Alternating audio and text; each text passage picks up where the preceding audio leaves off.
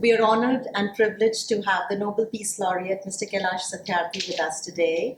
And it gives me extreme delight to have him share some insights and his journey, his experience with Life is Spiritual Gym viewers. And Kailash ji, thank you so much for your time. And we hear about compassion all the time.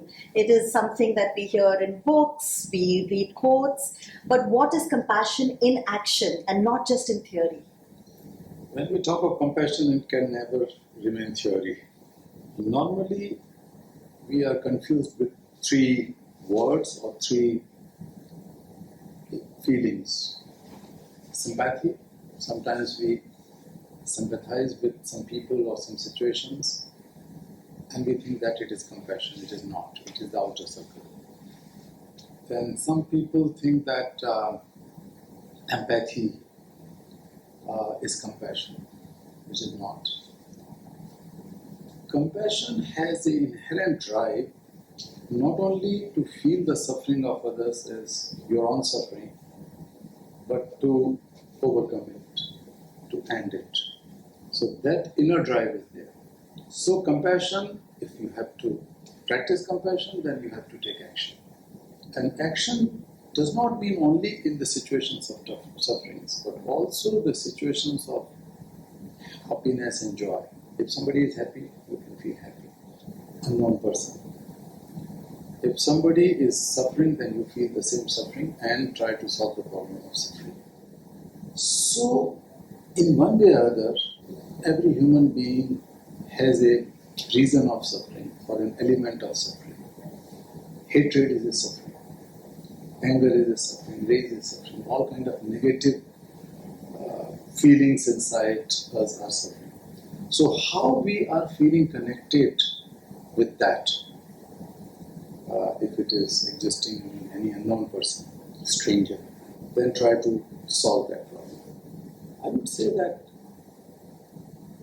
in practice, we can feel the suffering of millions of children, particularly, who are enslaved, who are sold and bought like animals, who are not in schools, who are dying due to lack of medication or malnourished.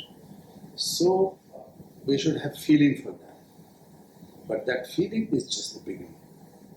The second stage is that you will become impatient. You will become, engaged, connected with that feeling. So you feel the feeling of yours, but you also feel the feeling of others. And then you become a problem solver. So compassion and action makes you not only connected with others unconditionally without any expectation of return, but also gives you an energy to become the problem solver. And that is without any ego. So when we do it with the ego, then it's not compassion. So how we can solve the problem of those children? I have been doing it for all my life. For 40 years, I've been doing it as a full-time mission of my life.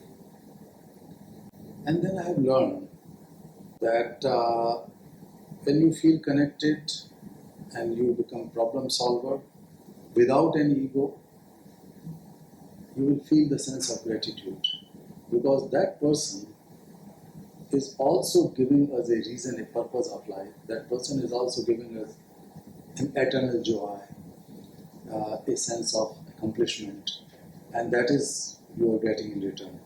So that is a great gratitude. Sometimes we are also confused that if we are helping someone, then we feel that we are better than that person, which is not true.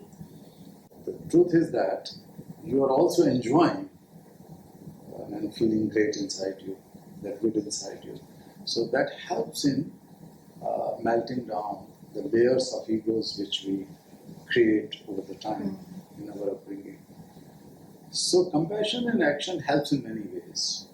Not only making a world better place, but also solving the suffering of ourselves, inside ourselves. Ego is a great suffering.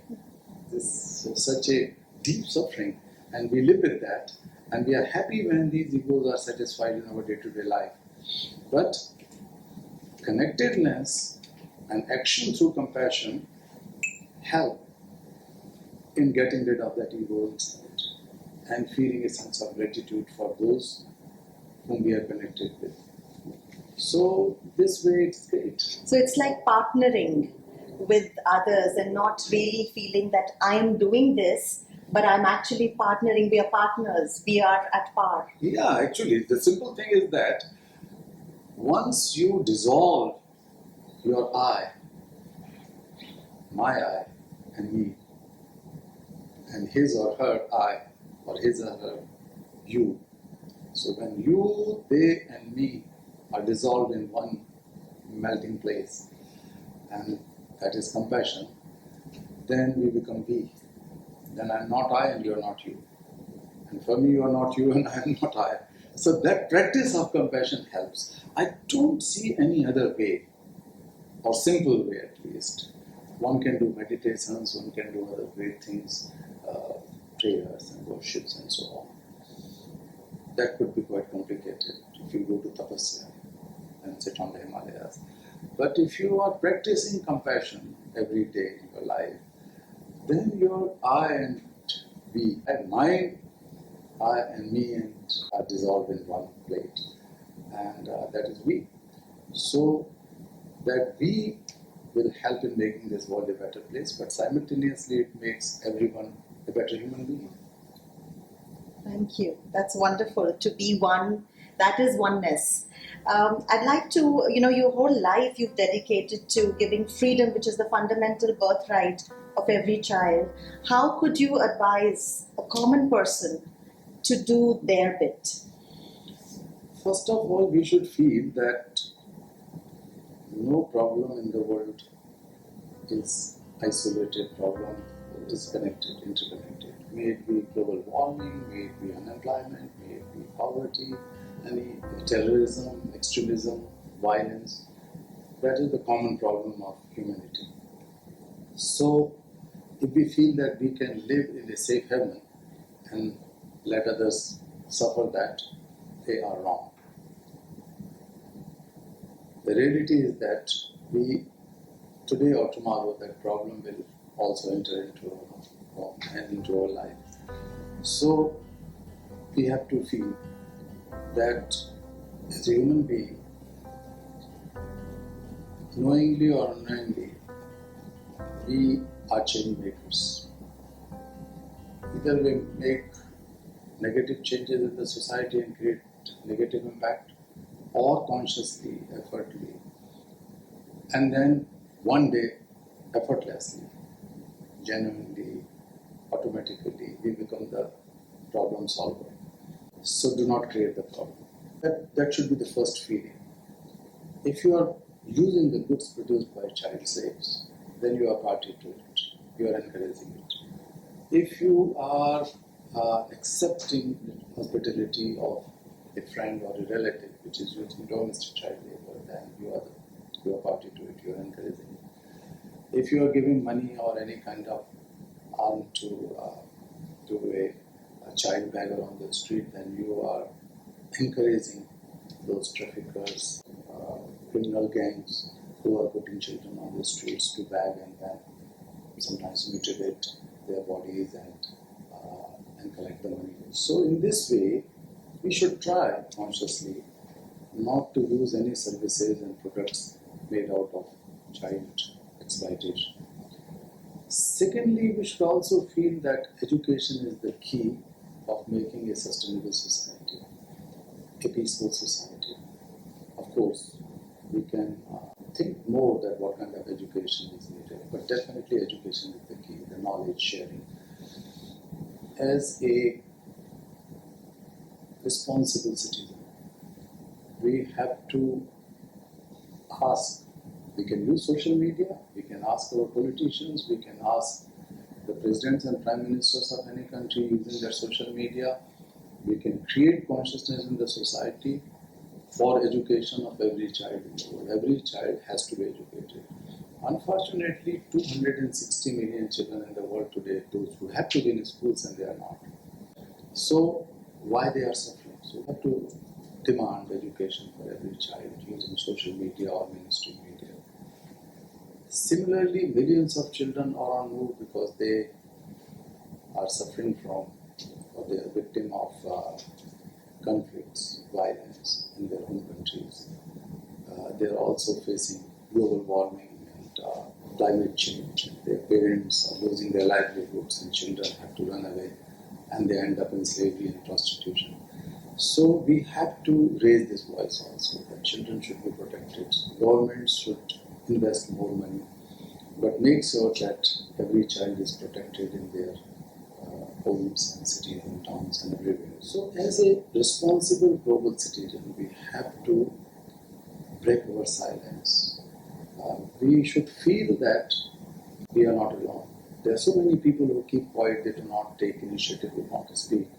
But if we speak as a responsible citizen, we write on paper, we write on our handheld computers or smartphones and demand this, it will multiply and nobody can stop it. Demand for education, demand for safety, demand of freedom for every child. So if hundreds of millions of people start demanding, then no government can ignore it. So this way we can help children and we can ignite the value of compassion in action inside us. Once we started responding for the betterment of anyone who is not known to us, who is a stranger, feeling the suffering of that person in any manner, then we become the driver of that change, but also we become the home, our bodies, our minds, and our souls become the home of compassion. So we can do it. Thank you so much for your golden nuggets and sharing your wisdom. And let's all aspire to be home of compassion at Life is Spiritual Gym, where we are building our spiritual muscles. Let's all become a lot more aware of our actions because they do affect the young lives. Thank you.